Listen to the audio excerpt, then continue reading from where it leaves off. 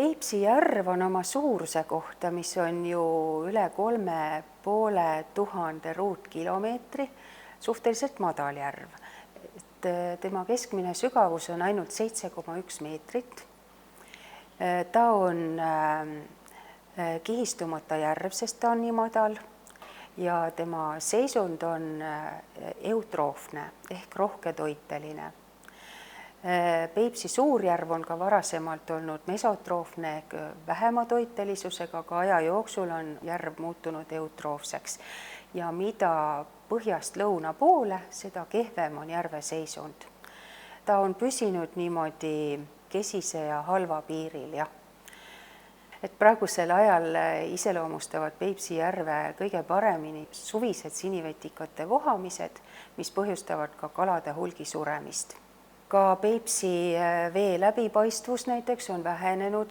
Viimasel 30 aastaga on Peipsi suurjärve läbipaistvus vähenenud 30 sentimeetri võrra ja Lämmijärves isegi lausa rohkem kui pool meetrit.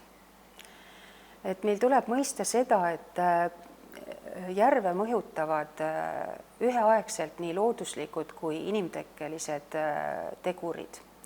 Ja nad on sageli ühesuunalise mõjuga ja sellepärast on nendel ka raske vahet teha. Me ei saa kuidagi mõjutada järve looduslikku veetaseme kõikumist, mis on aastas umbes 1,5 meetrit. Meil on väga raske kuidagi mõjutada globaalseid kliimamuutusi, aga mida me saame teha, on see, et me saame mõjutada neid tegureid, mis on inimtekkelised. Kõige suuremaks keskkonnaprobleemiks tuleb pidada jätkuvalt kõrget fosforisisaldust Peipsi järves, mis neid suuri vetikaõitsenguid siis põhjustabki.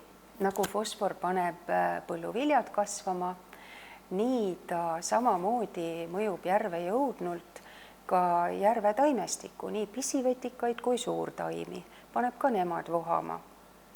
Ja kuidas siis fosfor üldse vette satub? Et üks on see jõgede kaudu, see on siis välisreostus, mida nimetatakse ka väliskoormuseks, mis tuleneb põhiliselt kahest asjast, linnadest tulevast punktreostusest, mis tänu linnade järjest parematele reoveepuhastusseadmetele kenasti väheneb pidevalt. Teine asi on põllumajandusest tulenev reostus. Põllumajandusväetistest tulenev fosfor ja see on viimasel ajal hakanud uuesti tõusma. Aga see on ka selline asi, mida me suudame hea tahtmise korral reguleerida ja korraldada. Aga veelgi suurem probleem on sisereostus. See on siis fosfor, mis on aegade jooksul talletunud sinna järve ja mida tuleb sealt tagasi keskmiselt 3 korda suuremas koguses kui kogu sellelt 45 000 ruutkilomeetri suuruselt valgalalt sisse kandub väliskoormusena. Ja kui me neid väliskoormuse asju saame reguleerida, siis sisereostus on see asi, mida on praktiliselt võimatu nii suure järve puhul kuidagi muuta. Seesama toitainete liigne küllus on kaasa toonud ka randade ulatusliku roostumise, on toonud kaasa kalakoelmute mudastumise ja kalakoosluste muutumise. Ja selle kalakoosluste muutumisega on ka kliimamuutustel väga suur mõju. Ja teine asi kalapüügi korraldusel. Ja piiriveekogu kalapüügi korraldus on üks päris keeruline teema, aga see on väga oluline teema, et siis meie kalavarud ikkagi säiliksid. Ja lisaks siis fosforikoormusele ja muudele eutrofeerumise tunnustele tuleks veel esile tõsta muud reostust, näiteks kummitusvõrgud, järve vedelema jäänud võrgud või siis ka mikroplasti reostus. Et kõik igasugune sodi, mis järve satub, et see ei ole nii, et ta on silma alt ära ja kadunud, et see põhjustab pikaajalist halba mõju järve elustikuni ja tegelikult jõuab ka meie endini toiduahela kaudu lõpuks.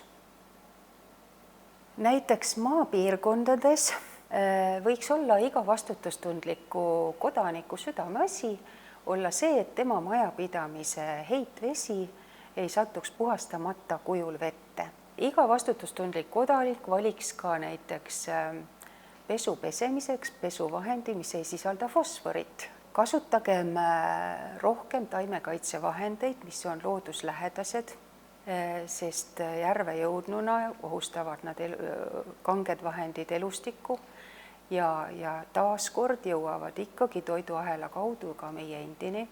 Ja lisaks saab iga inimene hoiduda ka lihtsalt looduse reostamisest.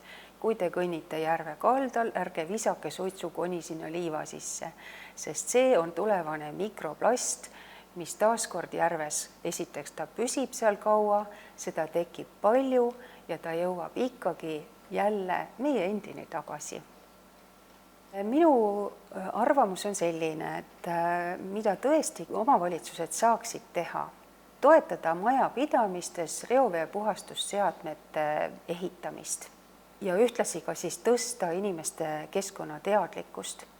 Et olgu need siis kirjutised kohalikes ajalehtedes või infotahvlid veekogu ääres ja matkaradadel ja kõik selline keskkonnateadlikkuse tõstmine võiks olla tõesti ka iga kohaliku omavalitsuse üks eesmärke selleks, et Peipsi järve kaitsta.